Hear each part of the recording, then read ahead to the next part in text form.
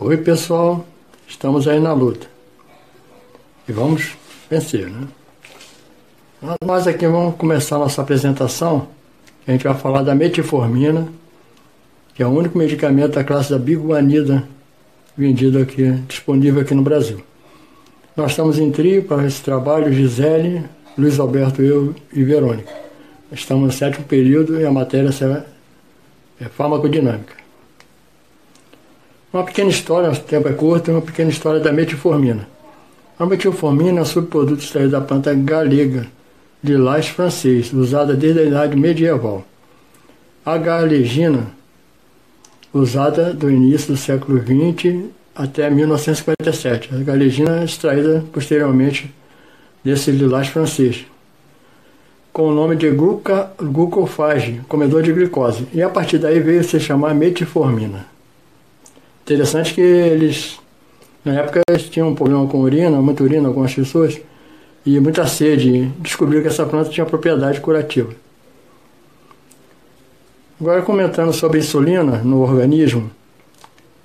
No organismo normal, a insulina é proporcional à produção pelas células beta do pâncreas, é proporcional à quantidade de glicose no organismo, né? Pelos receptores, elas captam que tem a glicose, a quantidade, e liberam insulina naquela proporção para homeostase, né? Para equilibrar a situação. Essa insulina no corpo se dirige às células insulino-dependentes e, através do receptor NPP1, adentra a célula, onde é fosforilizada a insulina e é direcionada ao receptor GLUT4, que dará entrada para a glicose na célula, onde ela será armazenada em forma de glicogênio ou transformada em energia, ATP, pelo piruvato. Quando não acontece essa interação ou ela é insuficiente, aí surge o diabetes. Agora, possíveis causas da diabetes: acúmulo de gordura sistêmica, fisiopatologia do pâncreas, mutações e ou causas idiopáticas celulares e hereditariedade. O acúmulo de gordura sistêmica acontece, é uma das principais causas de diabetes, que ela atrapalha essa absorção de glicose nas células insulino-dependentes, que elas bloqueiam a passagem praticamente, né? Muita gordura bloqueia a passagem. Isso faz com que a glicose se acumule no organismo, assim como também insulina, dando esses problemas todos patológicos, né? E aqui o que tem, nós já sabemos da fisiopatologia do pâncreas, né? Que ele produz pouca insulina. As mutações também atrapalham essa interação de insulina nas células, e hereditariedade, que a gente conhece, pelo menos pelo fato de famílias são mais tendência. Quem tem familiares com diabetes vai ter tendência a ter diabetes, né? A maior tendência. E a raça negra também é suscetível, mais suscetível, né? E aqui vem a referência bibliográfica, e a seguir, Verônica e Gisele dão continuidade ao trabalho. Valeu. Obrigada, Luiz. Bom, vamos falar agora um pouquinho sobre o mecanismo de ação da metformina. Apesar desse fármaco estar no mercado há muitos anos, as vias de atuação não estão totalmente esclarecidas, mas sabe-se que ela atua no fígado, nas células musculares e também no intestino, que são vias prejudicadas no diabetes. Então, lá no fígado, eu tenho também o controle da glicemia através da gliconeogênese, que libera a glicose em situações de jejum, estresse ou exercícios pesados, e é uma via que é inibida pela insulina. Então, no diabetes eu tenho pouca insulina, então essa via ela fica prejudicada, é uma via que fica exacerbada. Aí a metformina, ela reduz essa gliconeogênese, e nós temos então aí uma diminuição da liberação da glicose na corrente sanguínea. Já nas células musculares, a captação de glicose ela também fica prejudicada, e a metformina ela melhora essa captação, porque estimula os transportadores, né, que são os GLUT4 na membrana, então também ela diminui a glicose circulante. E já no intestino, a metformina ela vai diminuir a absorção de carboidratos, então eu também vou ter uma menor liberação de glicose. Então, eu não coloquei aí, mas a metformina ela também reduz a lipólise lá no tecido adiposo.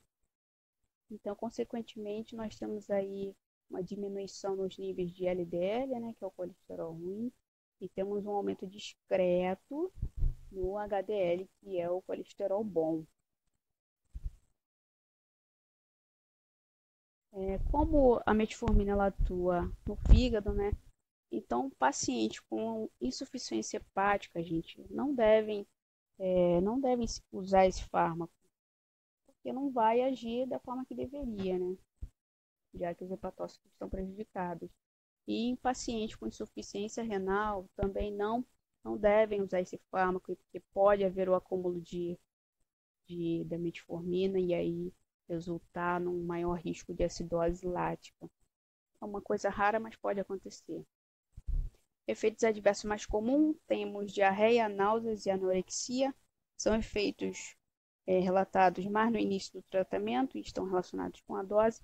Então, o paciente ele pode começar de uma dosagem menor e ir aumentando gradativamente. Caso os sintomas, esses efeitos, eles persistam, o médico poderá prescrever um outro fármaco para substituir a metformina. É com você, Gisele. Bom, vou estar dando continuidade, né, na apresentação. Eu vou estar falando um pouquinho da posologia da metformina. A metformina de 500mg, né, a dose inicial é de um comprimido 2 vezes ao dia, né, sendo uma tomada no café da manhã e a outra no jantar.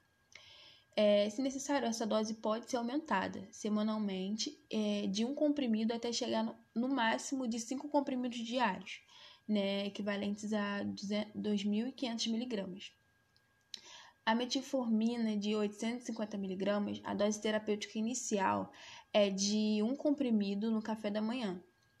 Conforme a necessidade, né, essa dose também pode ser aumentada a cada 2 semanas de um comprimido até chegar no máximo de 3 comprimidos, equivalentes a 2.550mg.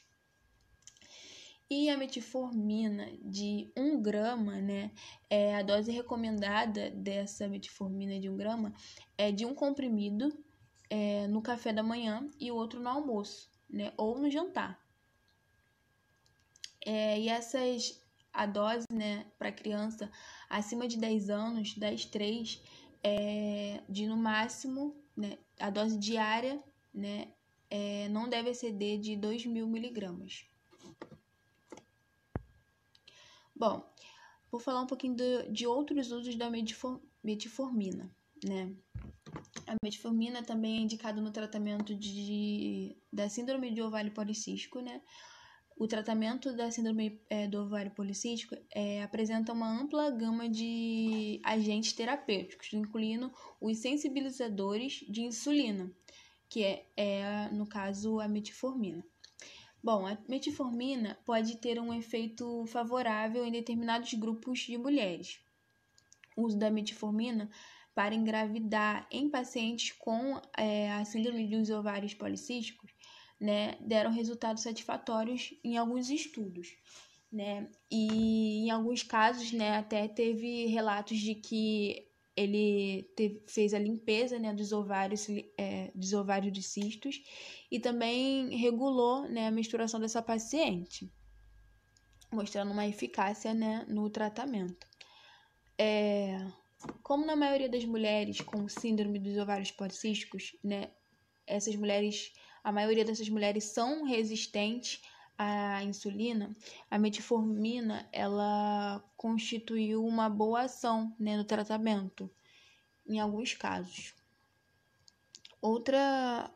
Outro uso também, né, que está sendo regularmente discutido é como tratamento para não alcoólica doença de fígado gordo, né, que é a esteatose hepática, né, que ela é caracterizada, né, pela resistência à insulina.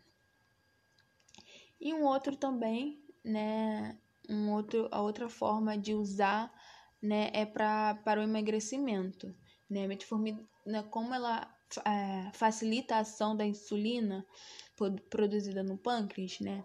O teor desse hormônio no sangue vai diminuir, e aí como a insulina, né, aumenta a formação de gordura, né? Esse efeito, né, de diminuição vai auxiliar no emagrecimento.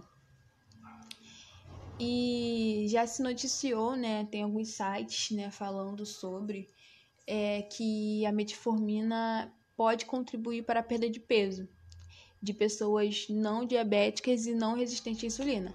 Mas isso ainda é um pouco carente, né, de evidências científicas. Tá aí a referência, né, que foi utilizada. Agradeço muito pela atenção, né, agradecemos.